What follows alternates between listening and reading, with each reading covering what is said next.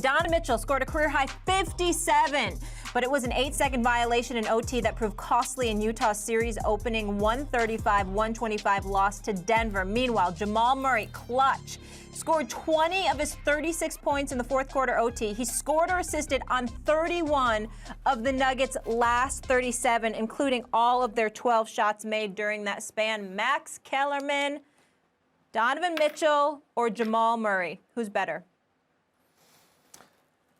Donovan Mitchell.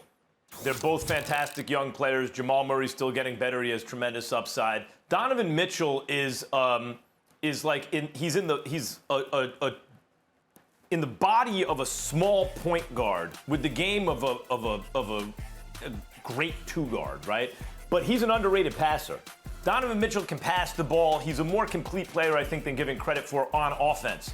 And the main thing is his explosive scoring ability. Like 57 points in a playoff game. 57 points in a playoff game when you're shorthanded, when you're coming in as the underdog. That is special. I know this era is conducive to, high usage players putting up ridiculous cartoonish numbers, as it once was when Wilt Chamberlain and Elgin Baylor and Oscar Robertson, in the early 60s put up those ridiculous Popeye kind of cartoonish numbers, and it's happening again. But still, 57? This ain't 37. 57 points in a playoff game? He was fantastic. And I think when I think of the two players, not where they're going to be, where they are right now, I even think of them switching teams. Like if Donovan Mitchell and was on that team and had what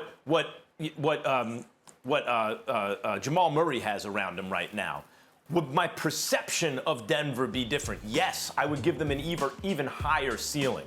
He's a little bit closer to kind of superstar level play, I think, right now. And although they're both fantastic young players, I would take him over Murray. Well, listen, I can't blame you for that because I love me some Donovan Mitchell, but I said it during the season. I'm going to say it again. Jamal Murray is big time, and I think people they better recognize the brother finished with 36 points. By the way, Max Kellerman, he took 13 less shots than Donovan Mitchell. He made 65% of his shots from the field. He made 66% of his shots from three-point range. When this brother turns it on, he can turn it on. He wasn't that active offensively until it really, really counted. He's got athleticism. He's got handle. He can get to the rim. He can pull up. He's actually a better shooter, per se, than Donovan Mitchell, some would tell you. And so when I look at Jamal Murray, I mean, obviously he's got the joke on his squad. Michael Porter is emerging.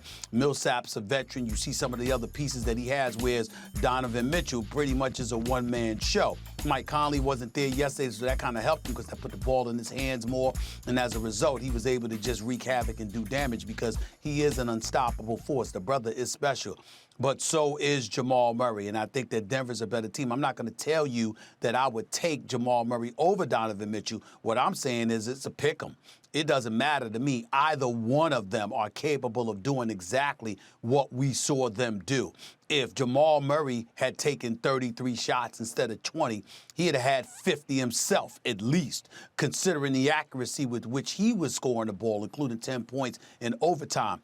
He's that kind of marksman. The brother can really, really shoot. He can really, really play.